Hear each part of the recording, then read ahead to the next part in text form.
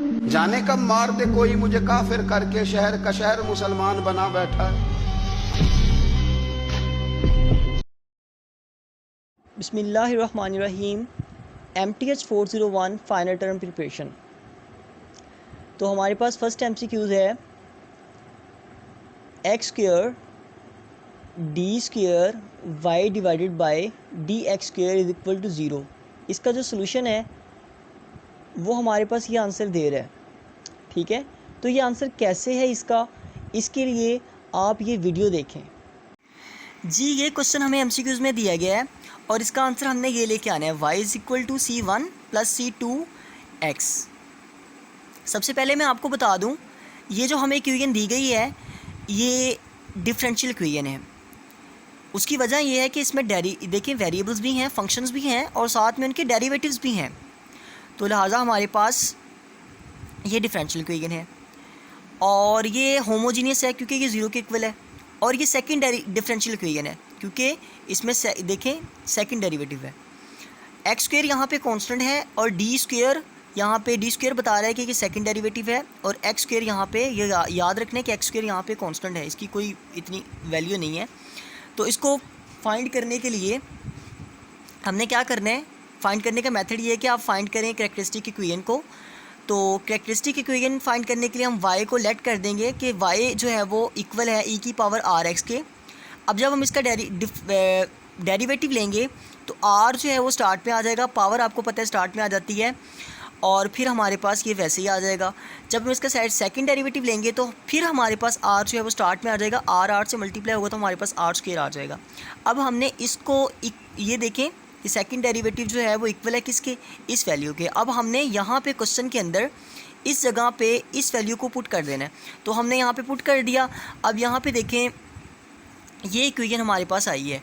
अब हमने इसके रूट्स निकालने हैं, तो इसके रूट्स ये निकलेंगे r1 भी ज़ीरो के इक्वल आ जाएगा, r2 भी ज़ीरो के इक्वल आ जाएगा।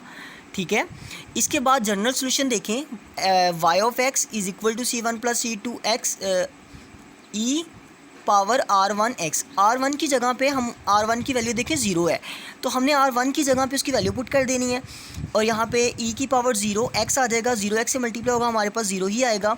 किसी की भी पावर 0 हो, हमें पता है आंसर 1 आता है, तो यहाँ पे 1 आ जाएगा।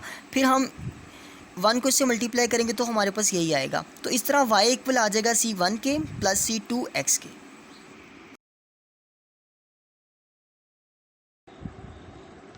नेक्स्ट हमारे पास ये MCQs है, the nature of roots auxiliary equation deduced from Cauchy Euler equation. अब यहाँ पे देखें जी, ये जो नेचर रूट्स हैं ऑक्सिलरी इक्वेशन के वो कैशे-यूलर इक्वेशन से डिड्यूस्ड किए गए हैं। तो इसका हमने बताना है कि ये कैसे सॉल्व करना है। हमने सिंपल आप इसको सॉल्व करें और इसको सॉल्व करने का मेथड भी सीख लें। ठीक है, तो मैं आपको इसके सॉल्यूशन की तरफ लेके चलता हूँ। यहाँ पे देखें मैंने इसको यहाँ पे सॉल्व किया था, जी बिल्कुल यही है। अब देखें यहाँ पे हमारे पास ये क्वेश्चन दिया गया है। सबसे पहले हमने ये लेट कर लेना है कि y जो है वो इक्वल है x की पावर m के, और फिर अगर हम y का डेरिवेटिव लेते हैं dy over dx with respect to x, y का डेरिवेटिव लेते हैं तो फिर हमारे पास पावर क्या आ जाएगी, स्टार्ट में आ जाएगी। ये पावर m जो है वो स्टार्ट में आ जाएगी और m-1। ठीक है, ये वैसे ही है जैसे आपने इंटर मैथमेटिक्स में सीखा था कि हम n को पावर को स्टार्ट में लिख देते थे और n-1 कर देते थे। इसी तरह यहाँ पे हम, चूँकि यहाँ पे m है तो m स्टार्ट में आ जाएगा, m पावर स्टार्ट में आ जाएगी और फिर x की पावर m-1 हमारे पास आ जाएगा। इसी तरह जब हम सेकंड डेरिवेटिव लेंगे तो ये m यहाँ पे पहले मौजूद है ये वाला, ठीक है, और अब ये वाला जो m-1 है ये भी आ जाएगा स्टार्ट में, क्योंकि सेकंड डेरिवेटिव है, ये स्टार्ट में आ जाएगी पावर। और हमारे पास फिर m में से 1-1 होगा, यानी कि पहले भी -1 है फिर -1 है, तो ये -1 हमारे पास m-2 आ जाएगा। ठीक है, इसके बाद हमने यहाँ पे देखें ज़रा, एक्स स्क्वेयर की जगह पे ये जो हमारे पास d square y divided by d x square है, इसकी जगह पे हमने ये इसकी वैल्यू पुट कर देनी है, ये वाली। ठीक है, ये वाली वैल्यू हमने इसकी जगह पे पुट कर देनी। देखें 4x वैसे ही है, लेकिन ये चीज़ है यहाँ से लेके इतनी जो चीज़ है इसकी जगह पे ये उसकी वैल्यू आ गई है। ठीक है, ये वैल्यू यहाँ पे आ गई। अब फिर क्या हुआ, 8x वैसे ही है। ठीक है, 8x वैसे ही मैंने लिख दिया। अब यहाँ पे जो dy/dx की वैल्यू थी वो हमारे पास ये आया था, इसका डेरिवेटिव। तो इसके डेरिवेटिव की जगह पे हमने ये जो इसका डेरिवेटिव आया है उसको पुट कर देना है। यहाँ पे ये आ गया, और यहाँ पे y की जगह पे हमने क्या लेट किया था, x की पावर m। तो यहाँ पे y की जगह पे भी x की पावर m आ जाएगी। ठीक है, मैं इसको थोड़ा सा रेस कर दूँ ताकि आपको थोड़ा वाज़ेह हो जाए। अच्छा जी, अब यहाँ पे देखें हमारे पास, इसको थोड़ा सा हम सिंप्लीफाई करते हैं। m को मैं m से मल्टीप्लाई करूँगा तो मेरे पास m² आ जाएगा, और m को 1 से करूँगा मल्टीप्लाई तो मेरे पास m आ जाएगा। ये तो आपको पता है। और यहाँ पे हम पावर वैसे लिख देंगे, ये x की पावर m-2। और आगे देखें, आगे भी हमने सेम वैसे ही लिख देना है। नेक्स्ट अगला स्टेप देखें, यहाँ पे जो x² ये पहले मौजूद है, और ये वाला ब्रैकेट के अंदर x की पावर m-2 है। इसको हमने बाहर ले आना है। ये m, क्योंकि ये भी x है और ये भी x है, दोनों x हैं। जब बेसिस सेम हो तो पावर आपस में ऐड हो जाती है, ये तो हमें पता है। तो यहाँ पे देखें 2 + m-2, ये -2 और +2 आपस में हो जाएगा कैंसिल, हमारे पास नीचे आ जाएगा 4 की x की पावर m। और ये m-2 - m यहाँ पे हम वैसे ही नीचे लिख देंगे। और यहाँ पे भी क्या होगा, ये x की पावर m था और यहाँ पे x की पावर 1 थी। ठीक है, तो यहाँ पे हम इसको इसके साथ मिला के यहाँ पे टोटल ये जो x यहाँ पे ब्रैकेट के अंदर भी है बाहर भी है, सॉरी ये वाला x नहीं है, ये नहीं है, यहाँ पे गलती से इसको हाईलाइट कर दिया मैंने, इसको जो है वो पॉइंट कर दिया। इसको आपने देखना है, ये जो अंदर x है ये भी x है क्योंकि मल्टीप्लाई हो रहा है ना, और ये भी x है। अब यहाँ पे x इसकी पावर 1 है, इसकी पावर m-1 है, पावर आपस में ऐड होती हैं, m-1 + 1 आ जाएगा, तो ये -1 + 1 भी आपस में कैंसिल हो जाएंगे। ठीक है, और यहाँ पे हमारे पास 8m x की पावर m बचेगा। ठीक है, और ये x की पावर m हम वैसे नीचे उतार देंगे। और यहाँ पे इन सब में से जो कॉमन आ रहा है वो आ रहा है x की पावर m, और 4m² - 4m + 8 + 1 = 0। ये हमारे पास एक इक्वेशन आ गई है। अब यहाँ से हमने क्या करना है, ये जो 4m है और 8m है, 8m में से 4m निकाल दें तो हमारे पास 4m बचेगा, प्लस का 8 बड़ी वैल्यू है, इसके साथ प्लस है इसलिए यहाँ पे भी प्लस आएगा। और इसके अलावा अब देखें यहाँ पे इसको थोड़ा सा सिंप्लीफाई हमने किया नेक्स्ट, तो हमारे पास 2m + 1 का होल स्क्वायर आ गया। m जो हमारे पास आया है वो आया है m = -1/2, जो कि 0 से छोटा है। ठीक है, अब देखें m जो है वो हमारे पास -1/2 आ गया है ना, तो ये हमारे पास जब 0 से लेस देन होगा तो रियल एंड रिपीटेड। ठीक है, रियल एंड रिपीटेड हमारे पास रूट्स बनेंगे। तो यहाँ पे आपका जो करेक्ट आंसर है वो रियल एंड रिपीटेड है। मैं आपको ये हैंड आउट से भी दिखा देता हूँ।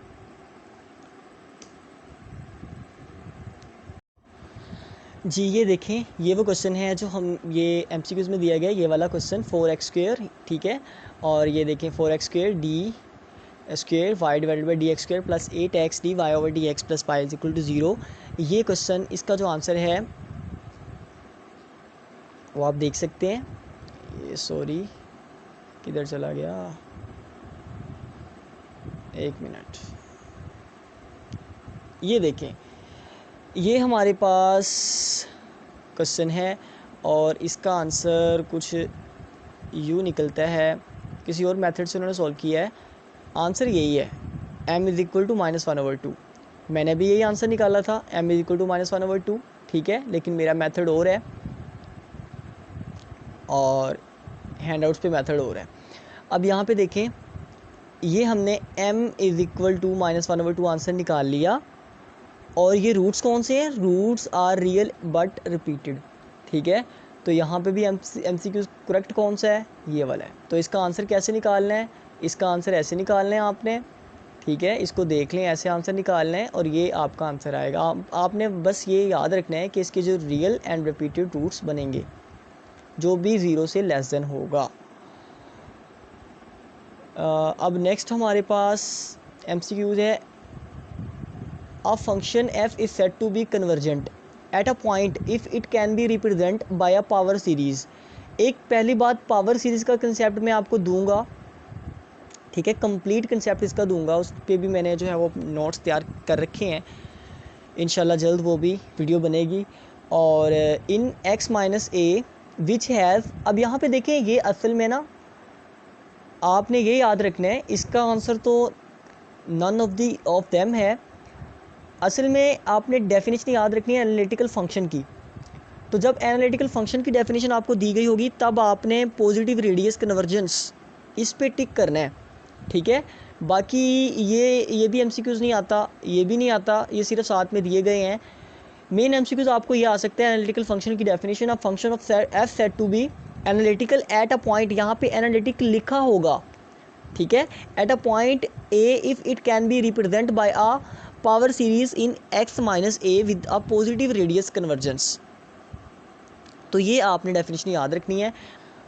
अब हमारे पास नेक्स्ट एमसीक्यू जो है वो ये है, इसको भी आप देख लें, मैं इसके 2-3 पॉइंट आपको बता देता हूँ कि अगर e t is equal to zero हो और R not equal to zero हो, ये मेन बात है कि R not equal to zero है।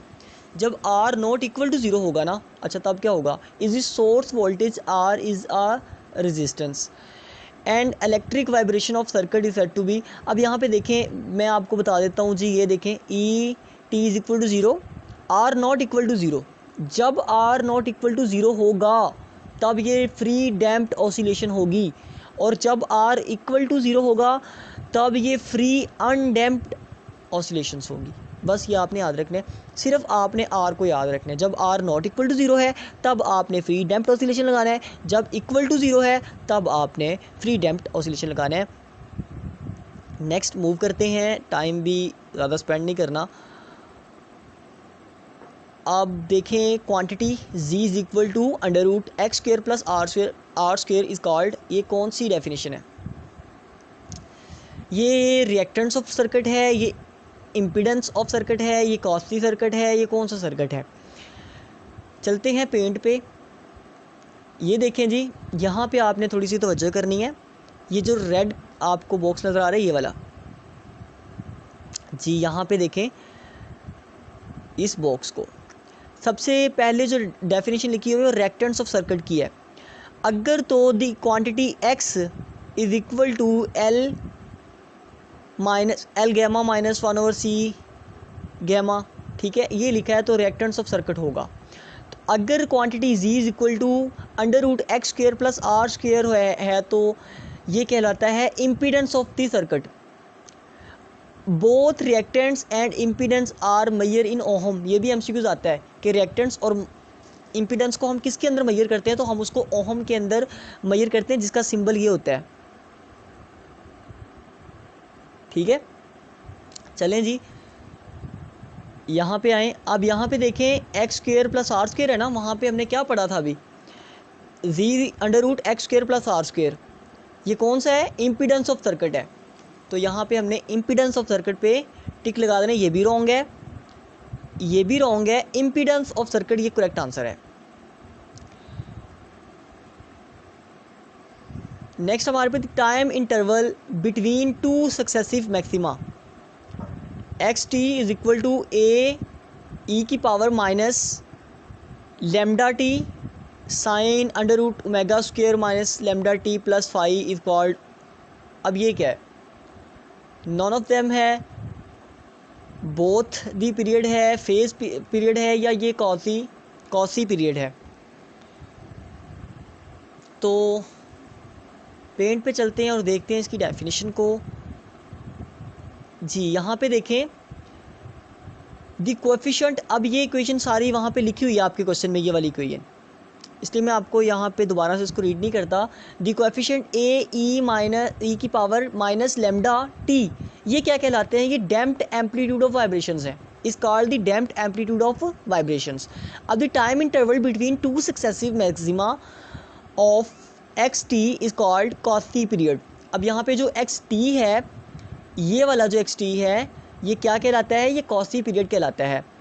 तो हमारे पास यहाँ पे एमसीक्यूज़ में ये जो एक्स टी है ये कॉसी पीरियड है, तो यहाँ पे हमने कॉसी पीरियड पे टिक लगाना है, ठीक है, क्योंकि ये डेफिनेशन किसकी लिखी हुई है, ये डेफिनेशन कॉसी।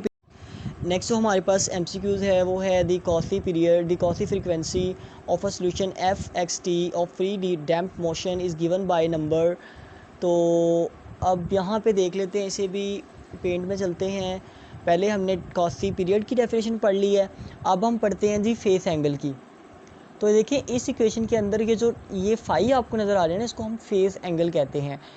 अब नेक्स्ट जो ये एक टर्म है, जैसे कि ये एक एक्सप्रेशन लगा लें 2 pi under root omega square minus lambda square, ठीक है। ये जो हमें नंबर नज़र आ रहे हैं ना 2 pi under root omega square minus lambda square is known as Cauchy frequency. तो ये हमारे पास कॉसी फ्रीक्वेंसी है। जब आपके पास ये MCQ ये आएगा ना MCQs के अंदर, तो आपने हिसाब लगा लेना है कि ये कॉसी फ्रीक्वेंसी की डेफिनेशन है। तो हमने यहाँ पे देखें, यहाँ पे हमारे पास आ जाएगा 2 pi under root omega square minus lambda square, ये कॉसी फ्रीक्वेंसी की जो है वो डेफिनेशन के अंदर ही आता है।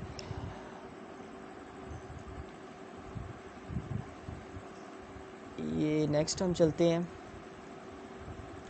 For the equation damp motions, for the equation of free damp motions, ये हमारे पास एक इक्वेशन है। द रूट्स, इसके जो रूट्स हैं m1 वो हमारे पास ये है, और m2 हमारे पास ये है। Omega square sorry lambda square minus omega square less than zero है, then the system is set to be. देखिए जब लेस देन ज़ीरो होगा ना, जब ये lambda square minus omega square less than zero होगा, तब हमारे पास अंडर डैम्प्ड इसका जो है वो करेक्ट आंसर होगा। और जब ग्रेटर देन ज़ीरो होगा तब ओवर डैम्प्ड। ये तीनों MCQs आते हैं और ये बहुत ज़्यादा कंफ्यूज करते हैं। सिर्फ आपने इतना याद रखना है, जब lambda square minus omega square less than zero होगा तब आपने अंडर डैम्प पे टिक लगाना है, ठीक है। और जब आपके पास ग्रेटर देन ज़ीरो होगा तब आपने ओवर डैम्प लगाना है, और जब आपके पास इक्वल टू ज़ीरो होगा तब आपने क्रिटिकल डैम्प लगाना है, ठीक है। तो इसका जो अभी करेक्ट आंसर है वो हमारे पास अंडर डैम्प्ड करेक्ट आंसर है इसका, क्योंकि ये लेस देन ज़ीरो है। नेक्स्ट हमारे पास MCQs है the general solution of the equation. इस पूरी इक्वेशन का ना हमने बस थोड़ा सा इसको सोल्व करना है, ये ज़्यादा बड़ी हम इसको सोल्व नहीं करेंगे, इसका सोल्यूशन इतना ज़्यादा बड़ा नहीं है, छोटा सा सोल्यूशन है। वो मैं आपको बता देता हूँ इसमें मेन बात क्या आपसे पूछी गई है। थोड़ा सा वेट कीजिएगा ज़रा।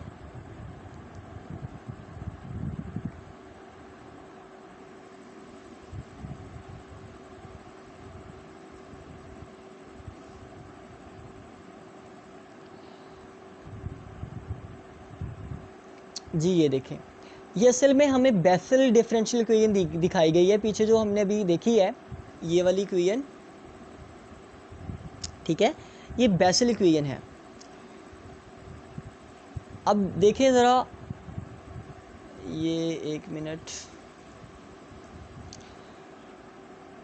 यहाँ से देखें, ये बेसल इक्वेशन है, इसको आपने अच्छे से देख लेना है कि इस तरह की बेसल इक्वेशन हमारे पास होती है, ठीक है।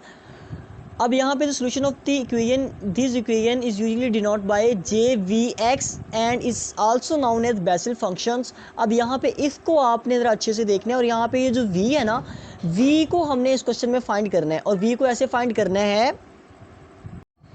देखिए ज़रा, मैं इसको उठा लेता हूँ यहाँ से, इस क्वेश्चन को, ये क्वेश्चन मैंने यहाँ से उठा के यहाँ पे ले गया, ठीक है। अब आपने ज़रा गौर से देखना है इसको। देखें एक्स स्क्वायर, ये D second derivative plus x और फर्स्ट डेरिवेटिव ये वैसे ही है, और यहाँ से देखें एक्स स्क्वायर लिखा हुआ है, ये भी एक्स स्क्वायर लिखा हुआ है, सेम है।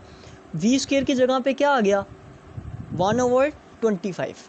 अब यहाँ पे इसको सोल्व कैसे करना है वी स्क्वायर को, वी स्क्वायर किसके इक्वल है, 1/25 के। दोनों साइड पे अंडर रूट ले लें, दोनों साइड पे अंडर रूट ले लिया, ये 25 की जगह पे हमने पुट कर दिया 5 का स्क्वायर, स्क्वायर रूट से कैंसिल हुआ, हमारे पास क्या आ गया, प्लस माइनस 1/5।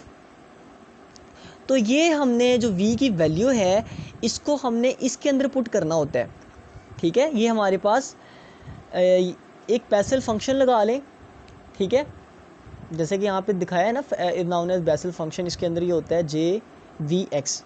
अब इस इक्वेशन में हमने इसको पुट करना है, तो यहाँ पे C1 जे वी की जगह पे क्या आ जाएगा, v की वैल्यू 1/5। एक दफ़ा हमने प्लस की पुट करनी है और दूसरी दफ़ा हमने इसको माइनस का पुट करना है, -1/5, ठीक है। तो इस तरह हम इसका सोल्यूशन निकालेंगे। अब हम ये बता सकते हैं कि कौन सा आंसर जो है वो हमारे पास करेक्ट है। बिल्कुल ये वाला आंसर जो है वो करेक्ट है। नेक्स्ट इसी इक्वेशन को एक फार्मूला है कि ये किसके इक्वल होता है, तो देखिए 2j फर्स्ट डेरिवेटिव 1/3x ये इक्वल होगा इसके 2/3 4/3, ठीक है।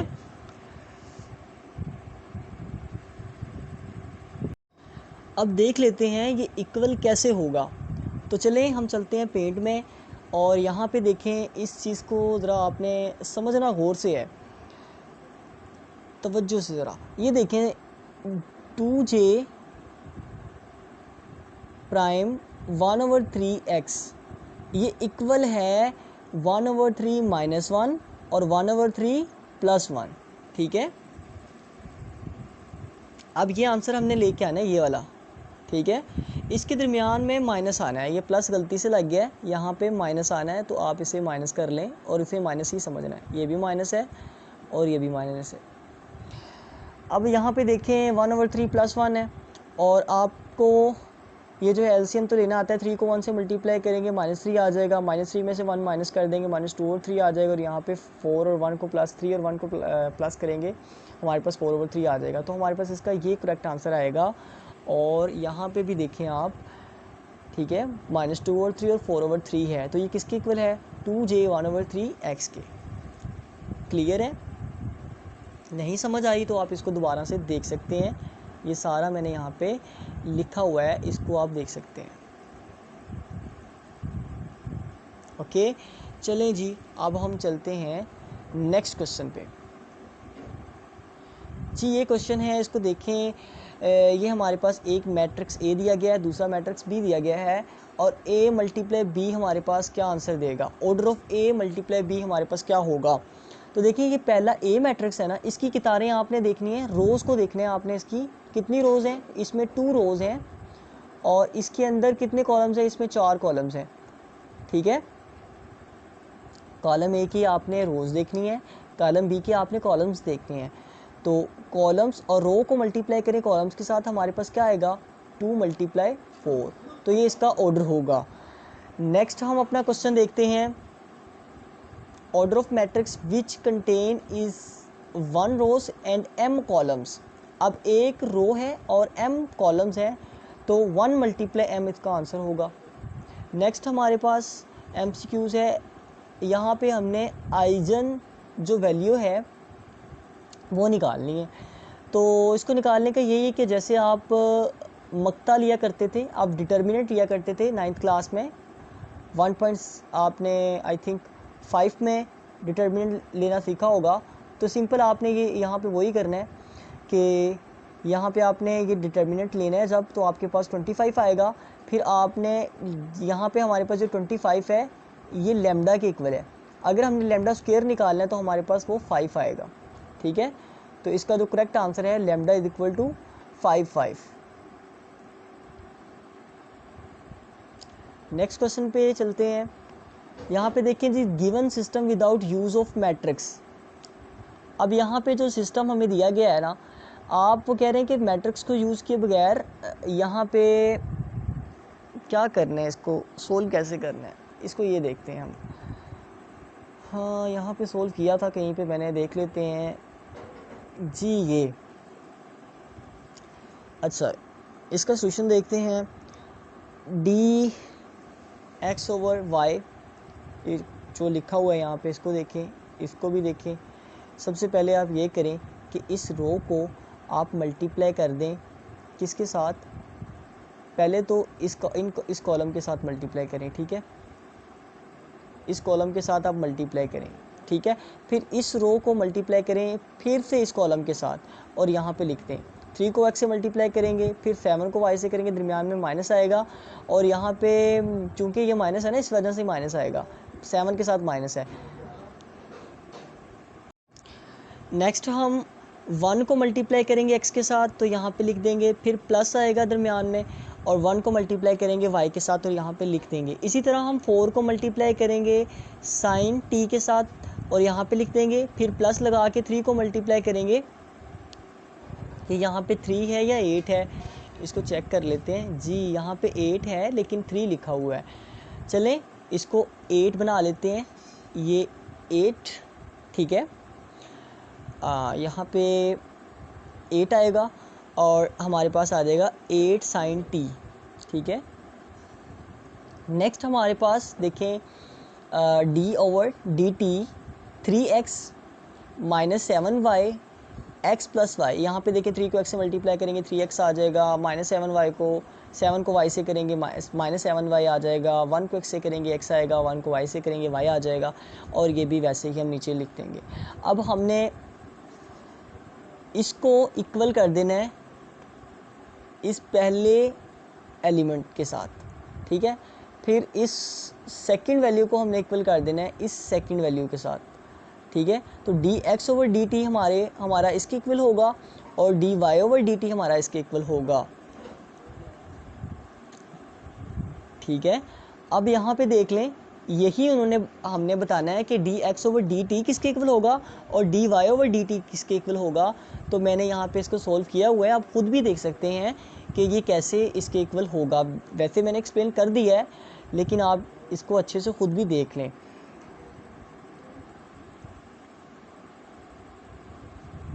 यहाँ पे भी सेम वही तरीका है, हमने वैसे ही बताना है जैसे मैंने ये क्वेश्चन सोल्व किया है। अब आपने इस क्वेश्चन को खुद सोल्व करना है और ख़ुद निकालना है कि ये इसके dx over dt 3x minus 7y plus 4et के इक्वल है और dy ओवर dt, सॉरी ये नहीं, ये वाला करेक्ट ऑप्शन है, ये वाला रॉन्ग है। dx over dt 3x minus 7y plus 4e power minus t इसके इक्वल है dy over dt is equal to x plus y plus 8e की पावर माइनस टी इसके इक्वल है। तो इसको आपने खुद निकालना है, खुद सॉल्व करना है और फिर आपने जज करना है कि कौन सा आंसर करेक्ट है। The coefficient matrix of the following homogeneous system of differential equations, ये हमें दी गई है और हमें ये दी गई है। यहाँ पे देखें ये वही तरीका है जो कि हमें चैप्टर नंबर 9 में लिखी होती थी ना इक्वेशन। चले मैं इसको लिखता हूँ, ऐसे नहीं लिखा जाएगा, एक मिनट ज़रा, यहाँ पे मैं इसको लिखता हूँ 3x। चलिए लिखने को भी मैं आपको ऐसे समझा देता हूँ कि अगर इसी के नीचे लिख लेते हैं। अब मैं इस वजह से नहीं लिख रहा ताकि हमारा टाइम बच ही जाए, इतना टाइम ज़्यादा स्पेंड ना हो।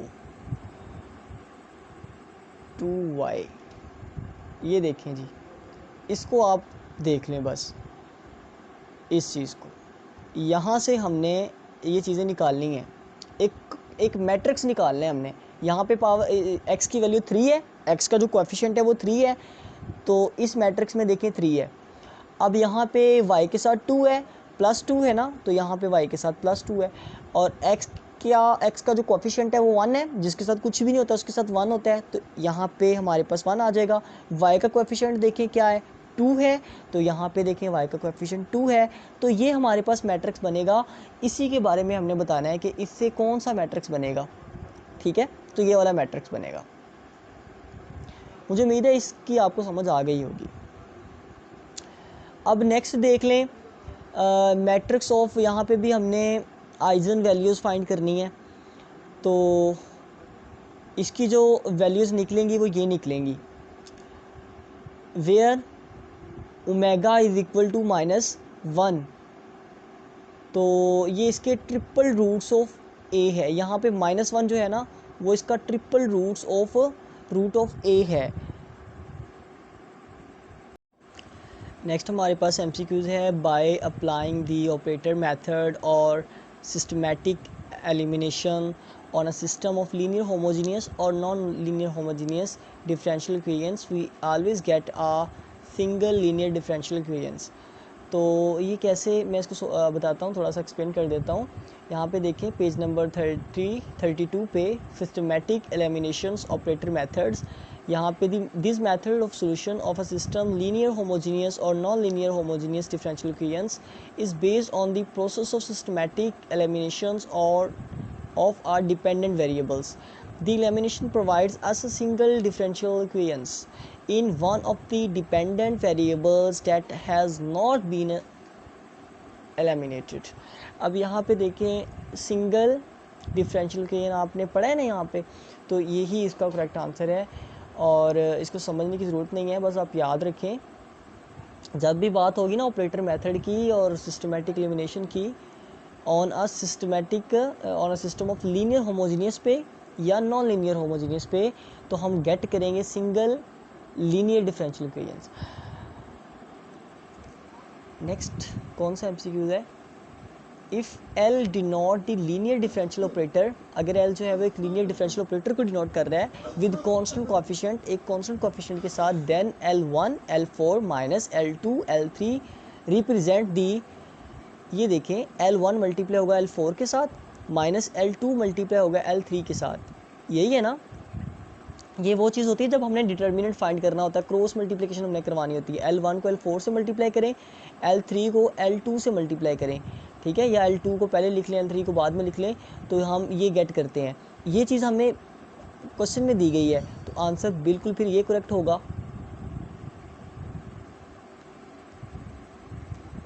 Next The matrix 2613 is a singular matrix is a square matrix। क्योंकि ये एक स्क्वायर मैट्रिक्स है तो सिंगुलर मैट्रिक्स को ही हम स्क्वायर मैट्रिक्स कहते हैं। देखिए इसमें 2 रोज़ हैं और 2 कॉलम्स हैं, ठीक है, ये स्केलर भी नहीं है, ये आइडेंटिटी मैट्रिक्स भी नहीं है, डायगोनल्स भी नहीं है, ठीक है, और ये हमारे पास रेक्टेंगुलर मैट्रिक्स भी नहीं है, तो फिर ये स्क्वायर मैट्रिक्स है, इसमें 2 रोज़ हैं और 2 कॉलम्स हैं, तो सिंगुलर मैट्रिक्स को हम स्क्वायर मैट्रिक्स ही कहते हैं। तो यहाँ पे सिंगुलर में दिया गया, तो सिंगुलर पे आपने टिक लगा देना है, तो ये आपका ये करेक्ट आंसर होगा। हाँ जी, नेक्स्ट हमारे पास है differential equations x square minus 4 y second prime, यानी कि सेकेंड डेरिवेटिव है of 10x y prime plus y is equal to 0 has a singularity it at. अब यहाँ पे सिंगुलैरिटी क्या होती है, the coefficient of second derivative का कोएफिशिएंट क्या है, एक्स स्क्वायर माइनस 4 है। ये देखिए सेकेंड डेरिवेटिव का जो कोएफिशिएंट है वो एक्स स्क्वायर माइनस 4 है। For singular point this coefficient should be equal to 0। अब हम इस कोएफिशिएंट को इक्वल टू 0 कर देते हैं यहाँ पे। Now we can factor the left side. अब हम लेफ़्ट साइड पे फैक्टर बनाते हैं इसके, x माइनस 2 x प्लस 2 बनेगा क्योंकि एक दफ़ा प्लस है, सॉरी यहाँ पे फर्स्ट का स्क्वायर है और सेकंड का स्क्वायर है। First square minus second square हमारे पास हो, ए स्क्वायर माइनस बी स्क्वायर हो, तो वो हमारे पास एक दफ़ा माइनस आता है, ए माइनस बी ए प्लस बी। तो यहाँ पे चूंकि हमारे पास एक्स स्क्वायर है माइनस 4 है, इसलिए यहाँ पे x माइनस 2 आएगा और x प्लस 2 आएगा इक्वल टू 0 आएगा। Setting each factor to 0 and solve for x। तो इसको हम सिंप्लीफाई करते हैं, ये तो आपको पता है कि हमने फैक्टराइजेशन कैसे करनी होती है। तो हमारे पास x माइनस 2 आ जाएगा, x प्लस 2 आ जाएगा, इसको और सिंप्लीफाई करेंगे, x जो है वो 2 के इक्वल आ जाएगा और x की दूसरी वैल्यू माइनस 2 आएगी, x की एक वैल्यू 2 आएगी, दूसरी वैल्यू माइनस 2 आएगी, तो ये x is equal two plus minus 2 हमारा करेक्ट आंसर होगा। ये हमने सेकेंड डेरिवेटिव के कोएफिशिएंट को फैक्टराइज करना है। नेक्स्ट हमारे पास MCQs, operator method is a method of solution of a system of linear homogeneous or non-linear homogeneous which is based on the process of systematic elimination of the dependent variable। यही जो हमने अभी देखा है ये क्या होता है जी, ऑफ द डिपेंडेंट वेरिएबल। ये चीज़ ये आपने अच्छे से इसको देखना है और ये जो नोट्स में दी गई होती है ना चीज़ें, इनको अच्छे से देखा करें ज़रा। और ये पूरा जो यहाँ पे टॉपिक लिखा हुआ है ये इम्पोर्टेंट है। देखिए इसमें से अभी 2 MCQs आ गए हैं, तो इसमें से और भी चीज़ें आ सकती हैं, तो इसको आप अच्छे से देख लें। अच्छा जी, इंडिपेंडेंट वेरिएबल कब लगाना है, डिपेंडेंट वेरिएबल का तो हमें पता चल गया कि यहाँ पे जब ये ऑपरेटर मेथड की बात होगी तो तब हमने डिपेंडेंट वेरिएबल लगाने हैं। This simultaneously ordinary differential equations, यहाँ पे तो सिंगुलर है ना, सिंगल डिफरेंशियल इक्वेशन में इसकी बात होती है। तो यहाँ पे ordinary differential equation involve two or more equation that can drives derivatives of two or more unknown functions of single independent variable। तो तब आपने इंडिपेंडेंट वेरिएबल लगाना है और यहाँ पे सिंगल भी आएगा, ठीक है। अगर सिंगल का एमसीक्यू आता है तो फिर आपने सिंगल लगाना है, सिंगल इंडिपेंडेंट वेरिएबल। अच्छा जी, 2 एमसीक्यूज आपने देख लिया। इंडिपेंडेंट वेरिएबल कब आएगा? जब ऑर्डिनरी इक्वेशन की बात होगी। और दूसरा एमसीक्यूज इसका ये आ सकता है कि आपको सिंगल यहाँ पे नहीं देंगे और पूछेंगे एमसीक्यू सिंगल है, डबल है, ट्रिपल है, तो आपने फिर सिंगल का बताना है। और इस एमसीक्यूज में ये है कि ऑपरेटर मेथड की बात हो, of solution system linear homogeneous के, ये हमने पीछे भी इसको देख लिया है। अगर ऑपरेटर मेथड की बात होगी तो आपने डिपेंडेंट वेरिएबल आपका करेक्ट आंसर होगा। और अगर सिमल्टेनियसली ऑर्डिनरी डिफरेंशियल इक्वेशन की बात हो रही है ना, और two or more equation that can certain derivatives of two or more unknown functions, 2 या 2 से ज़्यादा अननोन फंक्शंस के जो डेरिवेटिव्स हों और इस तरह की हमारे पास इक्वेशन हो, तो उसके अंदर हम इंडिपेंडेंट वेरिएबल पे वो उसका जो है वो जो फंक्शन होता है इंडिपेंडेंट वेरिएबल का फंक्शन होगा, ठीक है।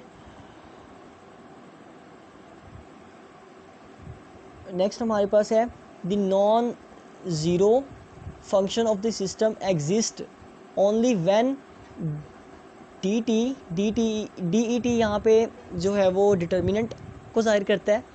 ए यहाँ पे जो है वो एक गिवन मैट्रिक्स है, ठीक है, और लेमडा यहाँ पे कांस्टेंट है, और आई जो है वो आइडेंटिटी मैट्रिक्स है, और ज़ीरो जो है वो नल मैट्रिक्स है, ठीक है। ज़ीरो एक नल मैट्रिक्स है।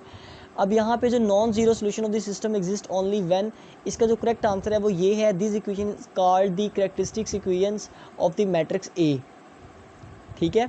ये इसका करेक्ट आंसर है, आपने इस पर टिक लगा लेना है। Next the solution of the linear first order differential equations, ये हमारे पास लीनियर फर्स्ट ऑर्डर, यहाँ पे देखें इसका फर्स्ट ऑर्डर है, कोई भी यहाँ पे डबल डैश नहीं लगा हुआ, तो लिहाजा ये फर्स्ट ऑर्डर है। तो जो इसका करेक्ट आंसर है वो ये है।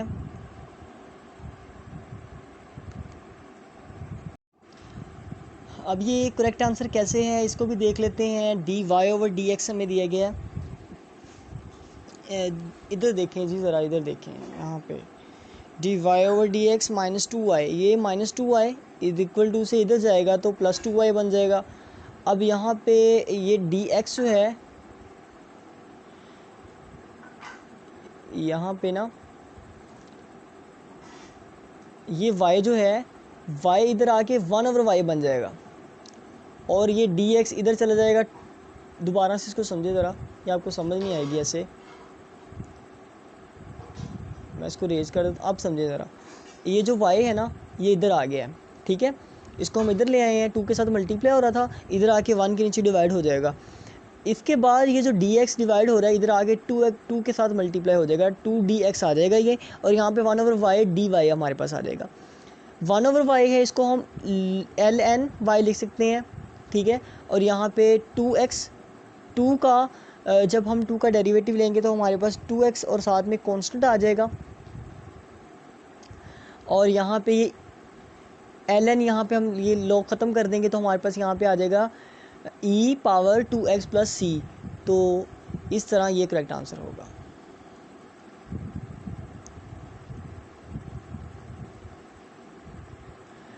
Ordinary equations, ordinary points of x square minus 60, और ये ठीक है, इसको मैंने सोल्व तो किया था, अब अगर मुझे मिल जाए तो मैं आपको दिखा देता हूँ।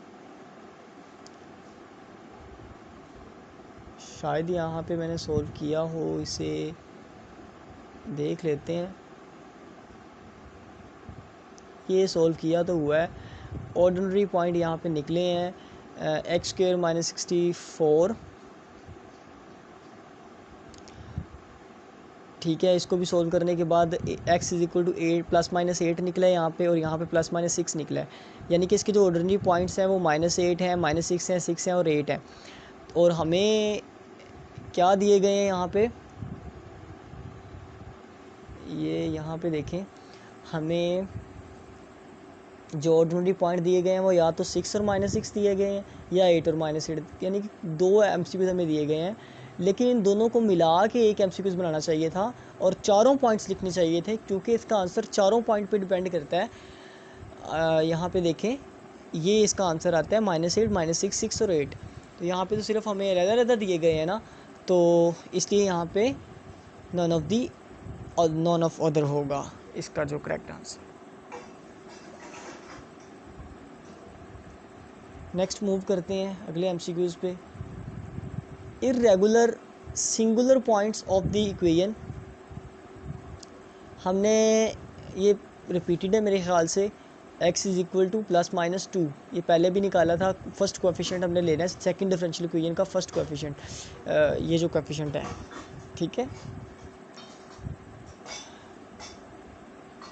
यहाँ पे ये इसका आंसर करेक्ट है, -2 नहीं है इसका जो, अच्छा इर्रेगुलर सिंगल, फिर ये करेक्ट है -2। रेगुलर पूछा जाएगा तो 2 है, इर्रेगुलर -2 है।